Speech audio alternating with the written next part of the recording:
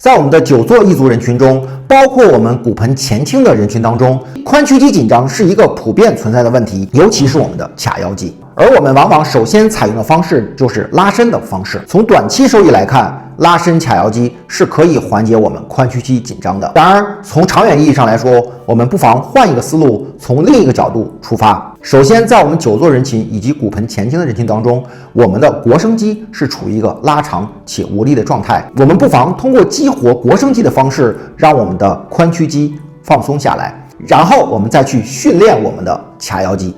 因为我们的髂腰肌是被动缩短的，处于一种紧张且无力的状态，因此在你释放完紧张之后，依然需要去训练它。那么今天我们就给大家带来2个有关于腘绳肌激活的方法和一个髂腰肌的有效训练方法。好了，话不多说，我们直接看视频。我们仰卧到按摩床上，保持整个脊柱很好的贴合，然后把我们要激活腘绳肌一侧的腿伸直，大腿后侧压一个泡沫轴，双手抱住对侧腿的膝盖，注意要保持骨盆的稳定，不要过分的去卷骨盆。在这里缓慢的吸气，呼气的时候用3成力去下压我们的泡沫轴，激活我们的腘绳肌。吸气，呼气下压。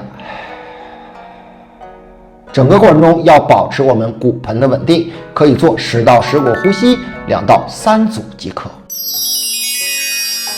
我们也可以用仰卧单腿臀桥的方式去激活我们的腘绳肌。首先，我们仰卧到垫子上，把我们要激活侧的脚蹬墙，屈髋屈膝，双手依然抱住对侧的膝盖，吸气不动，呼气，单脚蹬墙，卷动骨盆，带动我们的脊柱，逐节离开垫子。来到我们一个最高点，注意始终保持卷一点骨盆，不要过分的挺髋。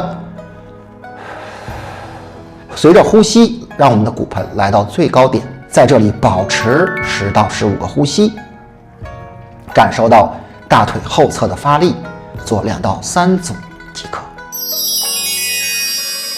第3个动作是我们髂腰肌的训练方法。我们一侧脚在前，将训练侧的脚在后，然后绑一个弹力带，保持我们弹力的张力。双手可以扶一个固定物，我是用2根杆子来代替。注意起始位是在我们髋深位的一个最大值。如果你的脚再往后会出现骨盆的移动，那么就停下来，保持我们骨盆不动，尽量来到我们髋深的一个最大极限。在这个角度，我们做一个从髋深位到髋屈位的一个最大角度的髋屈肌训练。吸气不动，呼气提膝向前，保持骨盆的稳定。吸气慢落，呼，吸气，呼，吸气，呼。在这里我们可以做10到15个，做3组即可。以上3个练习是通过激活我们的腘绳肌，使我们的髋屈肌的紧张释放下来，然后我们再有效的去训练我们的髋屈肌，来恢复我们肌肉的弹性，从而彻底的解决我们髋屈肌紧张且无力的问题。关注老王，做深度思考练习者，我们下期再见。